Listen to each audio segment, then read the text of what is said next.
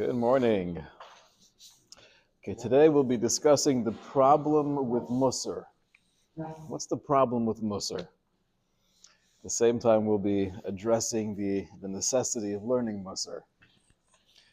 What we don't want to walk away with after last week's shiur and this week's shiur is just a historical overview of some of the different opinions of great people, not actually implementing anything into our lives. That would be a waste of two shiurim.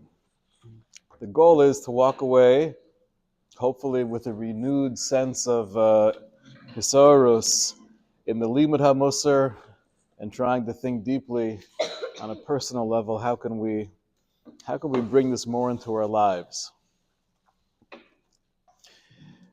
We mentioned last week, we saw the interesting yard site shmooze, the hesped that Rav Kook gave on the 50th anniversary, the passing of Rabbi Yisrael Salanter, and he spoke about him in glowing terms.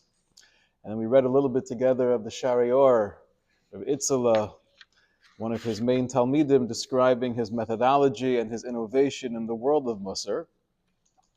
And Rabbi Yisrael's agenda, his motivation really throughout life, was not only to promote the consistency of limud hamusar, but his major breakthrough chiddush was the approach of how to learn Mussar. And that's what we refer to as Mussar b'hispailus, learning it not just in an intellectual way, the same derech of learning Gemara or Mishnayos, but learning it with an emotional hislavus, with a flame. And Reb Itzela gives a few different examples or direction as to how to do that, quoting from his great Rebbe, Rabbi Yisrael. He says, first of all, we have to utilize the koach hanigud, the power of the melody, that when we sing words of Chazal, if it's words of a Medrash Rabbah or words of Mesilas Yesharim, we're not just learning it in the same melody as we learn Mishnah, but we're doing it with a real koach hashira, that our lips are ablaze, and we're using koach hatzir, which means we're actually envisioning ourselves applying this idea, this chachma, this das into our own lives. That's the Mussar b'hispailus.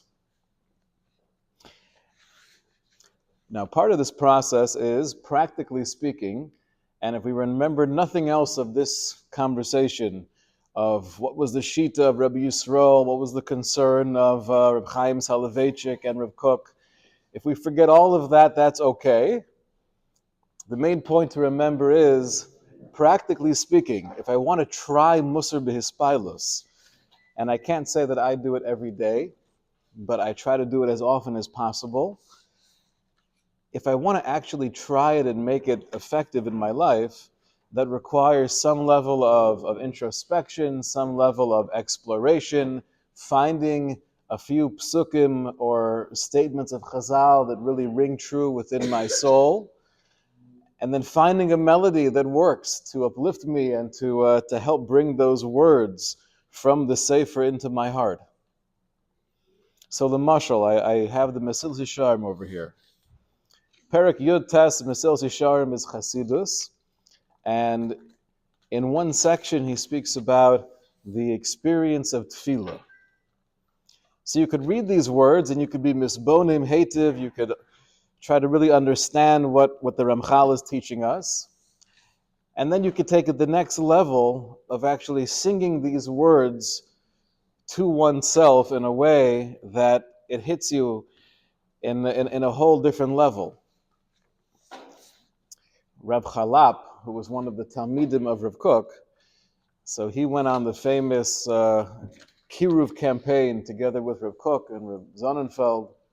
They went to different kibbutzim throughout Eretz Yisrael, non-religious kibbutzim, to have conversations with the farmers and to be mechazik them in their observance of mitzvos. So Reb Chalap writes that he was lying in bed awake one night. It was close to 2 a.m, and he couldn't sleep for some reason, so he got out of bed and he wanted to just kind of peek into the other room where Rav Kook was supposed to be sleeping, and he looked in there and he wasn't in his bed. So he got a little bit nervous, but more than that, he was curious, right? Where is he? So he walks outside and he sees in some random kibbutz that Rav Kook is in a shack down the hill, and he's hearing something, but he can't make out the words. So he writes that I slowly walked down the hill to peek into the door to see what was happening. And I saw that Rav Kook was sitting on the floor. He was saying Tikkun Chatzos. But as he was saying it, he wasn't just davening, saying the Tikkun Chatzos. There was one line that he kept on repeating over and over again with the Hislavus HaNefesh. And I just watched as I saw this man who was my Rebbe, who I had incredible awe and reverence for, almost seeing the words of that part of Tikkun Chatzos just enter into his neshama, being uplifted through that particular line. So that's the idea of Mussar B'Espilus, and I encourage everyone, if you have a moment at some point, try it out, explore with yourself, see if it works and how it works. So I want to jump into the problem of Mussar. We'll start off with a piece here from Halachic Man. This is a work by Rabbi Yosef Dov Soloveitchik. And he shares with us the story of Rabbi Itzela going to Volozhin and trying to promote the Mussar program of Rabbi Yisrael and encourage the yeshiva of Volozhin to incorporate it into the yeshiva schedule. However, the response of Reb Chaim Soloveitchik, right, the Beis Halevi, was a refusal of the idea. So Rav Yosef Dov Soloveitchik explains in his own interpretation why Volozhin was not on board with the Mussar movement. And I think we'll read this together, and then we'll see how Rav Kook expresses his concerns. And there are definitely some shared ideas, but I think it's presented in a very different way. And I'll tell you the truth, the way it's presented here is very difficult for me to understand, and it's somewhat disturbing. That's the truth. Let's read it together. So he explains that at least in the early days of the Mussar movement, the emotion of fear, the sense of lowliness and melancholy, self-negation, constant self-appraisal, the consciousness of sin, these were all part of the movement's spiritual profile in its early years. The halachic men of Brisk and Volozhin sensed that this whole mood posted a profound contradiction to the halacha and would undermine its very foundations. Right? It was a lot deeper than we don't think we need it, and therefore it's a waste of 30 minutes in the daily schedule. But there was a concern that it might have an impact on everything else that we're doing. Halachic man fears nothing, for he swims in the sea of the Talmud, that life-giving sea to all the living. One must not waste his time on spiritual self-appraisal, on probing introspections. Such analysis brings man neither to fear nor to love of God. The Torah cannot be acquired in a state of melancholy or depression, fear, anxiety. If not rooted in halacha, it will give rise to a destructive consequence. I want to just read the words, then we'll analyze and process together. Reb Chaim of Brisk's reply to Rav Yitzchak Blazer was as follows. If a person is sick, this is the top right paragraph, we prescribe castor oil for him. Anybody ever had castor oil? Yep. Yeah? Delicious. Okay. I've never had it before. No, not internal. Okay. If a person is sick, then we prescribe castor oil. However, it's certain that if a healthy person ingests castor oil, he will become very sick. Our approach here in Volozhin is you have to be ligging and learning, you have to occupy yourself with Torah, be engaged in the Yam HaTalmud. This is the most effective and tried remedy in man's ongoing battle with his evil impulse. We in Volozhin, thank God, are healthy in spirit and body, are whole in our Torah, There is no need here for castor oil. If the scholars of Kelm and Kovna feel compelled to drink bitter drugs, let them drink to their heart's content, but let them not invite others to dine with them. In all truth, he concludes, all truth and fairness, it should be emphasized that when the Mussar movement reached a state of maturity in the Yeshiva Knesset Yisrael under the dictatorship, maybe the directorship is better, of Reb Naftali, of Reb Nosson Tzvi Finkel, and in the Mir Yeshiva under the spiritual guidance of Reb Yerucham Levovitz, it assumed an entirely different form and approached the world perspective of the great halachic men. The fear, the terror, the melancholy evaporated, and their place was taken by a powerful sense of holiness and the joy of life. He concludes, if halachic man stays clear of melancholy and dread, he also recoils from any exaggerated spirit of joy, any sense of celebration lacking a healthy logical foundation, and any spiritual drunkenness. So this seems to be the approach of a classic Litvak, right? Not too much sadness, not too much joy. Keep the emotion in check and learn Torah. But I want to analyze this honestly. If we're trying to climb into the mind of halachic man, and he's explaining the concern that Volozhin had potentially over the Mussar movement, how would you say over in a user-friendly manner, what was the concern of Volozhin as to why they had no interest in implementing Mussar into the schedule of the yeshiva? It would be counterintuitive. It would be? It would, if you're depressed and down, it's not going to help you. Okay, so it sounds like the main concern was, what kind of emotion is this creating amongst the Talmidim? If people are learning Mussar every day and they're following this approach of Rabbi Yisrael Salanter, it's going to create a sense of fear and anxiety that's not founded on the yesodos of halacha and hashkafa, and that'll be counterproductive. What else is he saying here? Any other ideas? What is this mashal?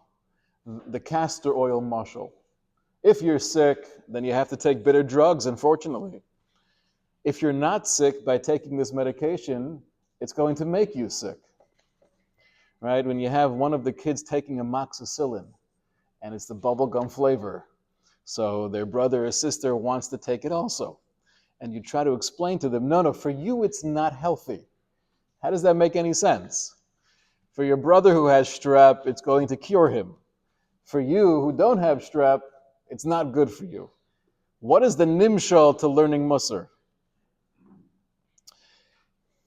What would you say? A question like how it creates melancholy and anxiety. How learning of Mussar creates? Okay, that's a good question. What's the premise, right? How does the Limud HaMussar create that state of mind? So we did see last week, right, from Rabbi Itzala, that there seems to have been a focus, at least in the early days of Mussar, in the writings of Rabbi Yisrael Salanter, a focus on good old-fashioned fear of God, using the approach of Mussar in creating a real sense of hechrich, of urgency. I have to do the right thing because otherwise there's going to be consequences. So it seems like from that perspective, if you're focusing too much on the yira and the guilt and the fear, so that's going to create a state of unhealthy weakness of mind and spirit, and it brings to some level of depression.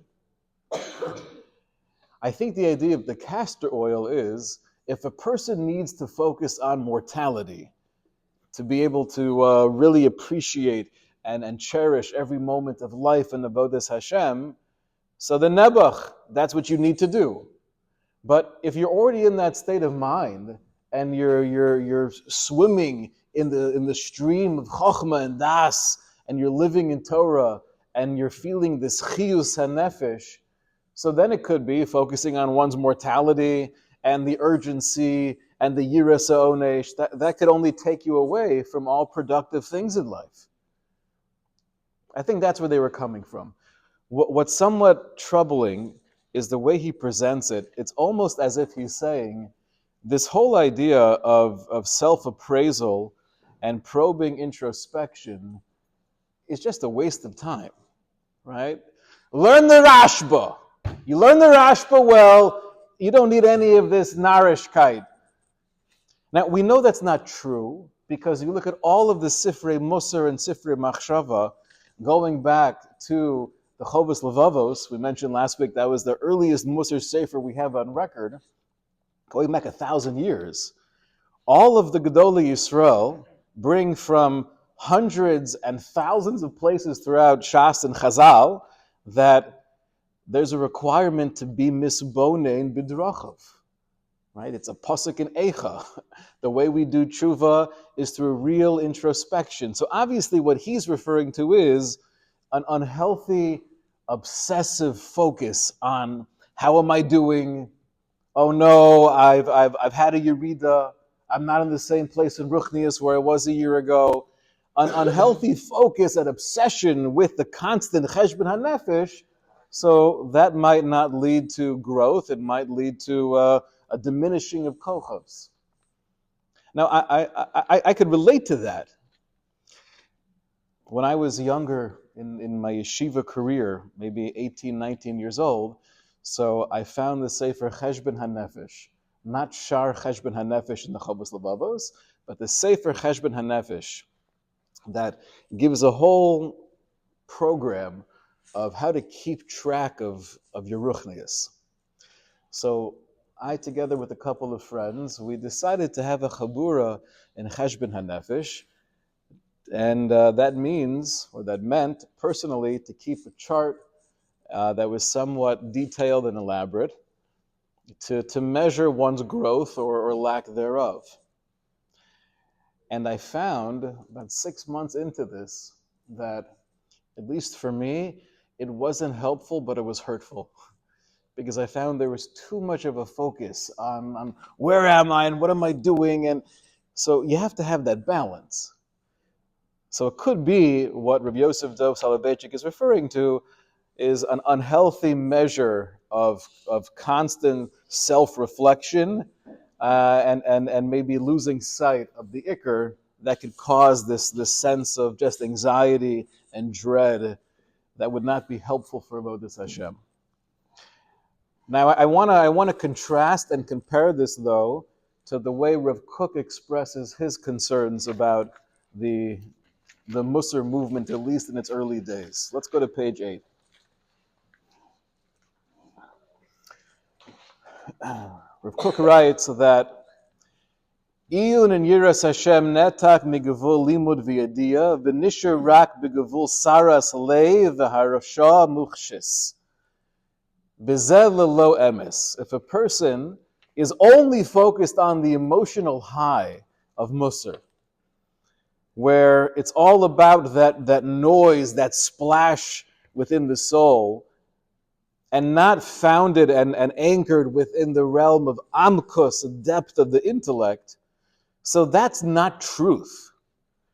The Chassid, the Ramchal in Mesilas Yesharim, where he speaks about the necessity of spending time and focus and energy in learning about Yira and Ava and the Muna and Bitachon, the way he presents it, explains Rav Kook, is limud b'menucha, learning it well with a pleasantness, with a yishuv hadas. V'im b'chlal halimud yazkil sheyesh tzorech lepa'amim laharshas halev. Very interesting way of presenting it. And if, as you're learning any area of this limud, you find a necessity to express yourself in more of an emotional way, ya'asenu kafi yadiyaso b'tzarko, so then do what you need to do. You're allowed to utilize that individuality and tap into the Mussar B'Ispalus concept. Aval kishalimud hayira ba'al yadei shkeda b'divrei chazal v'hamaka b'kisvei hakodesh, But the learning itself has to be with the depth, with the analytical mind. Hareya osik behem osik b'Torah mamish. So then, learning any area of Chazal or Agadata, that's the same thing as you are learning Torah. V'kachi darka shel Torah, this is the way we approach and engage in Torah study. Aval hasora shel alev einu b'chalal limud klal. However, just focusing on that storm of the spirit, that's not limud haTorah. She'eino moel al zeh lechachma v'yediyah. This will not help enhance or enrich your chachma and your knowledge. Rak hi avoda miyuchedes. I'm not discounting the idea of Mussar b'Ispilus, but that's a separate, unique type of avodas Hashem. Efshir shetitzdarich le'echad lefi tivo ve'efshir shelo litzdarich. It might be you need this based on your personality, and it might be someone else doesn't need this. I'll share with you one of my great rebbeim I had for many years in yeshiva. I noticed that he never learned Mussar b'Ispilus, and he was somewhat the odd man out amongst all of my mentors. So I asked him. I said, "I noticed you don't learn Mussar b'Ispilus. Why not? Maybe you do it in the forest somewhere I'm not aware of." He says, "No, I don't go out to the forest either and learn Mussar b'Ispilus." But he explained, he said, I tried for many years to learn Mussar b'Ispilus, but I had a very difficult time getting into it, to the point where it was more artificial, it was more contrived, and I wasn't tapping into a real Saras Halev like Rabbi Yisrael spoke about. And I finally realized as I matured that for me, at least according to my personality and my Techunas HaNefesh, I'm able to have more of a hisorus, more of this inner awakening through just an amkus of the intellect, through delving in and really appreciating what's being said, what's the pshat in this particular pasuk in Tehillim, reading the Malbim carefully and being medayik in what he's saying, and thinking about how that applies to my life. So taking many of the tools that Rabbi Yisrael speaks about, right, the koach hatzir, but maybe just not with the melody and the outward expression of those ideas. And he said, for me, that works better. So I think what Rav Kook is saying here, and this sounds very different than the presentation we saw from Halachic Man.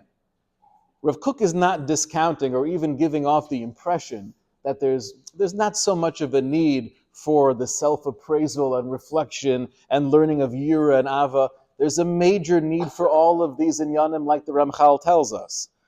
It sounds like his main concern was what? If it's only an emotional experience, then that's not limud haTorah, right? You sit down for the first time. I never analyzed this particular paragraph of the Ramchal well, but I know that there's an idea of learning Mussar b'Ispilus. So I just sit down and start singing the words of the Mesilas Yesharim. So what are you accomplishing? You're singing the words of Mesilas Yesharim. I don't know. Like, maybe you know what the thing means, maybe you don't know what it means. That's not limud haTorah. Now, I assume that if you were to ask Reb Itzela, what was the hashkafa of your holy Rebbe, Rebbe Yisrael, would he agree with this insight of Reb Kook? The answer would be, of course he would agree. Rebbe Yisrael was never promoting a system of superficial sing-song attachment to Mussar. The whole notion was, once you have a depth of understanding, the way to make that more emotionally ingrained in one's heart and soul is through utilizing different kochos of the nigun, of the koach hatzir. But obviously, starting off with that, you're missing the whole foundation. Now, yes? So Mussar comes after the learning. You have to have the learning first, and only later you learn Mussar. Like in grade school, you should not be learning Mussar, maybe? Or? Well, yeah, for sure when a child is young, even throughout high school, it's a big question amongst the mechanchim, when and how to institute Mussar in a healthy, productive way. But the goal is, even when you're 45 and 55 and 85, whenever you're learning something, in the methodology of Mussar Be'espilus, it's only once I have a clarity, and it doesn't have to be that I'm learning this pasuk the same way you're learning the pasuk. It's an individual pursuit, right? So I'm attaching myself to this mimer of Chazal, something that might not speak to you at all, but it speaks to me based on my life experience. But I'm doing it with a saras halev, with a storm of the heart, based on understanding of what I'm actually saying. So it has to ring true intellectually, meaning it has to make sense again in your head intellectually, but it can't be the opposite. It can't be like, it rings true. I don't know why, but let me study it more, and then it will make sense. The main thing is that we view the movement of the soul as the fruit coming forth from the tree, but the tree, right, the source of it has to be an understanding of what's being said. Well, what about doing something shalom lishma and then eventually becomes lishma? So it's a good question. The idea of starting off shalom lishma in order to get to a place of lishma is usually when my motivation is I'm doing it because I want to make money. I'm doing it because I want more recognition. So, okay, so do it because of that, and hopefully get to a place where I'm doing it because it's truth. But I have to be doing it. I think Reb Kook would argue, and I think Reb Yisrael would agree, if I'm just singing the words, that's not called doing Mussar Be'espilus, right? That's not having the same impact. Now, he points out here in the next paragraph, he says, Hagon Reb Yisrael Salanter Zal, Yadua Erech Tzidkaso, V'tom Darko LeRabin. We all know of the glowing brilliance and righteousness of Reb Yisrael Salanter. And Hishtadel Liyase Limude Hayira Ba'amenu, and he spent his whole life striving to bring Mussar to the masses. V'lo also biyodo karoi. You ask the question, was Rabbi Yisrael Salanter successful? How would you answer that question? Partially. Huh? Partially. Partially. In what way? Meaning, where was he? To the Jewish people, most Yeshua was adopted. Right. Meaning he wanted to bring it to the masses. He didn't. Oh, so I think that's well said. If you look at any major yeshiva over the last century, having a mashgiach, ruchani, having a Mussar shmuz, having a focus on Mussar has become the norm. Now you have different schools of Mussar and different approaches, but if you ask, was he matzliach in bringing this movement within to the world of yeshivos, the answer was incredibly matzliach. Was he matzliach in bringing this to the masses of Klal Yisrael? So not as much. So Rav Kook has this suggestion, he says, it could be that amongst the masses, if they didn't have this underpinning, they didn't have the premise of the intellectual absorption of the wisdom before trying to apply the emotional Mussar Be'espilus, it's something that doesn't stick and therefore won't have a continuity. Huzal harbe ledaber rak al hachavas reone Mussar. He would speak about more of the emotional aspect because that was his innovation. However, emes hadavar, the truth is, says Rav Kook, there was a focus on yiras ha'onesh, which did not seem to speak to the masses, nor did it speak to those who were accomplished in their limud haTorah. Now, what's the connection, right? These are really two different issues, so to speak. One issue is if it's just an emotional thing without the intellectual basis, so then it's not going to really take effect. And now this seems to be a second issue, which we pointed out last time, that there was more of a focus on the world of Yira. Rav Kook says these two things are actually very interconnected. It's not a coincidence that the more superficial the Limud HaMussar was, so then the less sophisticated it is by definition, and the more you'll focus more on just the base drive of I need to do the right thing because I can't not do the wrong. I can't not do it. I have a sense of Yira. The idea of learning superficially and focusing on more basic ideas of why I want to do the right thing is very connected. He concludes here by saying, Dafka b'menucha shleima velo b'saras alev. The only way to bring in the Chachmas HaMussar is through menucha shleima and not through the storm of the heart. Rak al yedei yishuv hadas. Again, efsher shemi sheyimtza ba'atzmo shesaras alev drushalo. If you find as you're learning something well that you feel if you express it in an outward way with a melody, it could bring more of that impact. So then obviously, yuchol lishtamesh ba lipa'amim. So then utilize that when you can. It sounds like he's also, although he's not saying this explicitly, it sounds like part of his concern was, as soon as you take any powerful idea and you make it part of a regimen, of a schedule, you could so easily lose out on the spirit behind that idea, right? I'll give you an example.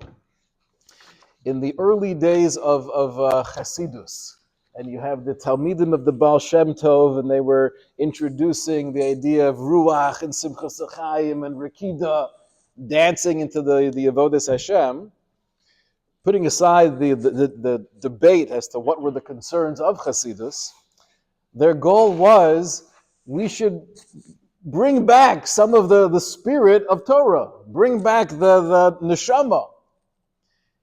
But then if you fast forward 200 years, and within this particular Hasidus, everything has become so incredibly detailed as to, it's not just dancing, but you stand here, you stand there, the Rebbe's over here, these three men on this side, these three men on that side. Theoretically, you could argue that it might take away a lot of what the Talmidim of the Baal Shem Tov were trying to accomplish. And it sounds like in a similar vein, Rav Kook was expressing this concern over the Limud HaMussar. If you're taking Rabbi Yisrael's ideas and you're making it now, thou shalt learn Mussar b'hispailos for 15 minutes a day, so you might squelch the entire energy of Limud HaMussar b'hispailos. I'll read you one last point here. This is very interesting. This is on page 9. This is a letter that he wrote. Major focus is the U.S. owner's point. That's the part he disagrees with. He disagrees with that, but it's also the general approach of the shitchius, the superficiality of just the singing without learning it b'menuchas hanefesh. And he seems to tie those two ideas together. But even if you would learn the nuance, it still poses the idea of focusing on U.S. ownership. Yes, meaning he was opposed to both of those. But he's also showing us how it's not a coincidence why both of those became the norm of Mussar. This is a letter on page 9 that he wrote to his father-in-law, the Ederis, 1905, where he explains that what he himself is trying to do is slightly different than what the Talmidim of Rabbi Yisrael are trying to do. The third line of Kook writes, "Hahevdil yisodi sheyesh bein havana shitchis b'mitzvos chovos halev, sheshorshim hu yiras Hashem, ubein havana midiyekis haba mitoch girsa v'iyun." The difference, not just in my internal world of how I understand something, the difference between just singing the Mesilas Yesharim versus learning it b'menucha shalema as a foundation, that difference comes out in what kind of person I become. She'al pi shitchias hayira mechuberes imorach halev.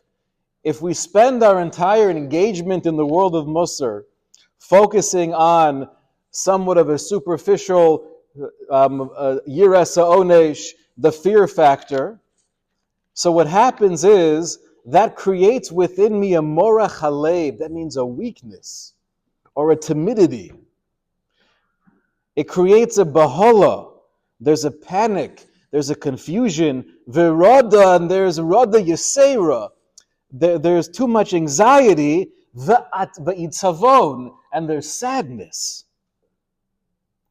Now that sounds very similar to what Rabbi Yosef Dov Soloveitchik was pointing out.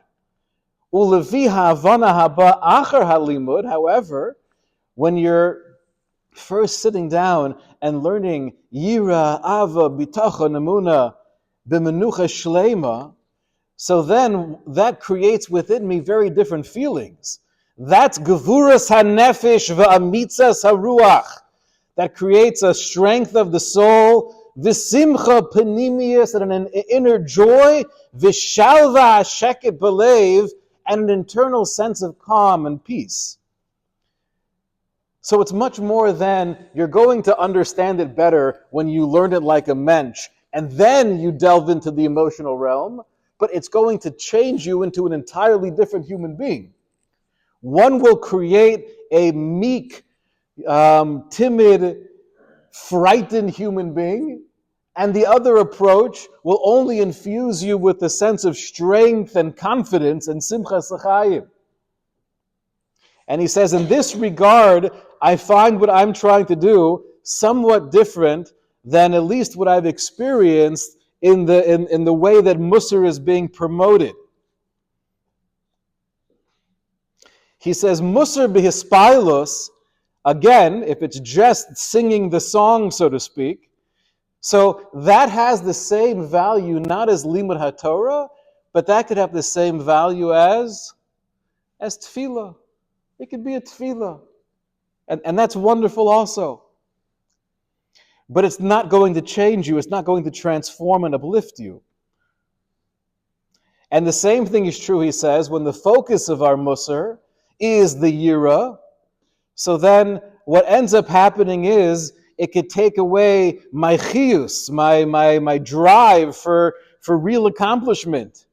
And I don't live with the same ne'imus. Now, obviously, he's not putting down the idea of focusing to a healthy degree on Yira. Yira, even basic Yira, is part of a healthy diet. Moshe Rabbeinu, even on his highest madrega, he still had Yiras ha'onish. There's a concept of, I don't want to make the wrong move because I understand there are consequences to action. So of course that's part of my worldview, but that can't be the driving force in my avodah shebelev. Okay. Now, we did mention last week that Rabbi Yisrael, although he did speak about and focused more on Yira, when Rabbi Itzela took over, he focused much more on Ava. And we have an interesting Masorah. This is quoted here in the Sefer Chadushi Halev from my Rosh Hashiva on the top of page 10. We have a Masorah that Rav Avram Grzinski, who was the great mashgiach in Slobodka, he asked Rabbi Itzela, why is it that when Rabbi Yisrael would give the shmuzin, he would seem to focus more on the realm of Yira, and then now that you took over, you're focused more on Ava. Right? You're deviating from your holy Rebbe. So Rabbi Itzela answered, he said as follows, and this has to be understood. He said, Rabbi Yisrael Salanter, Zecher Tzadik v'Kodesh Levracha. He was a Sholem in Yira. He had a complete mastery of Yira, and that's why he spoke about Yira as more of his main theme. We don't have that shleimus in Yira, and therefore for us, we need to touch upon the other areas of Avodas Hashem that will speak to us more. Those are the words of his response. What do those words mean? And it's hard to understand that at face value, because what does his shleimus b'yira have to do with what he's sharing with the Talmidim? Right? It's what's that? Well, I'm sure he knew just as much about Avas Hashem as Rabbi Itzela did. The fact that you happen to be a Sholem b'yira, so therefore that should be your focus when you're talking to me. Well, you're qualified to. But you're qualified to speak about other things also. But you're most qualified. If you're, in other words, if I'm a world famous microbiologist, and I also know about anatomy. You going to come to me for a Shiur, a class on some other topic in biology, or are you going to come to me for Right. So, but I'm not sure. I'm not sure it's a fair comparison. The assumption is that Rabbi Yisrael was probably the world's expert in Ava as well. He might not have been a sholem in Ava, but I think the idea is like this. Right? I was always bothered by when it was leading up to Rosh Hashanah. So the common, the Mussar is that you have like kids in first and second grade, they make the scale, right? They make the scale. This is what we're going into. Yom Hadin Hagadol. Hashem's going to judge us. And obviously, if it's presented well by a very wholesome and Baal Simcha as a Rebbe, so then it could be okay. But oftentimes, a kid who doesn't know anything, doesn't have the context of Hashem's love for me as an individual and Hashem's infinite love for Klal Yisrael, you might be teaching me an element of truth, but that truth, without having the context, is sheker. Because that might also be creating for me this whole concept of the Borei Olam that's so far from anything close to reality. And I might have a warped, unhealthy perspective of God if the Rebbe's not doing it carefully. Because this is a klal gadol. Even if you're sharing something that's true, but it's out of context, that truth is sheker. And I think this is very relevant to the whole discussion of utilizing Yira as a motivation for our avodas Hashem. The reason why we have a hard time with ever even discussing the notion of Yiras Onesh is because we're lacking the entire context of Hashem's infinite love for Klal Yisrael and my relationship with the Borei Olam. And therefore, as a teacher, if I can't convey this element of truth within the broader scope of reality, I'm teaching you something that's sheker. I think what Rabbi Itzela was saying, Rabbi Yisrael, my great Rebbe, because he was a sholem b'yira, he was able to speak about these concepts that we have a difficult time with, but he was able to speak about it in a way where he was presenting it within the entire tapestry of Yiddishkeit. And I can guarantee you that if I was sitting in that room listening to the drasha of Rabbi Yisrael, even though he might go into areas that I would never go into if I was giving a drasha, but I would still be inspired and I would walk away with a yearning fire to connect with the Borei Olam because he could present it within the context, and therefore what he's sharing with me is emes lamito, it's truth. Rabbi Itzela was saying, we don't have that same capacity. We don't have that same shleimus and yira, meaning that same mastery of truth within the broader context of all of reality. And therefore, for me to speak about the exact same things as my Rebbe would be a disservice to the Masorah. The whole idea of following the legacy of a Rebbe, that has to come with great depth and sophistication. It doesn't mean that I'm saying the exact same thing my Rebbe said. It means hopefully I have enough understanding of what my great Rebbeim were trying to accomplish that I could do that as well with my limited kochos. So Rabbi Itzela was saying, I focus more on Ava because I can't present Yira in the same way he can and have the impact that he did. And I think that answers a major part of so many of these issues. The issue that was brought up by Rabbi Yosef Dov Soloveitchik, the concern that Rav Kook speaks about. And these were valid concerns that I would assume Rabbi Yisrael Salanter would agree with. And if you were to ask Rabbi Yisrael Salanter, should we talk about Yiras Onesh if that's going to create weak, meager, despondent, depressed individuals? The answer would be chas v'shalom. You incorporate it to some degree. They should have an understanding that there's a truth to that, but that can't be the focus. And should we learn Mussar with the depth of understanding analytically and only based on that foundation, then enter into the world of the Saras HaNefesh? He would say, of course. Rav Kook's presentation and his concerns of Mussar, I think, are very different than halachic man.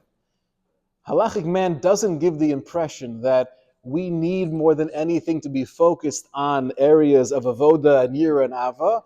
Rav Kook is not giving that impression. He's saying the methodology that I've seen come out from the early days of the Mussar movement, that makes me nervous. And therefore, he's trying to make sure that analytically we're learning the menuchas hanefesh. So if we take away nothing from last week and this week, the main thing we should try to think about is, can we find a pasuk or two or three that speak to us in a real way and try to implement some of the tools that Rabbi Yisrael spoke about? Through menuchas hanefesh, learning the quality of the information, but then trying to create that storm of the soul and to experiment with it, see what it does. It might transform us. Okay, shkoyach. זה החשבון הנפש בו,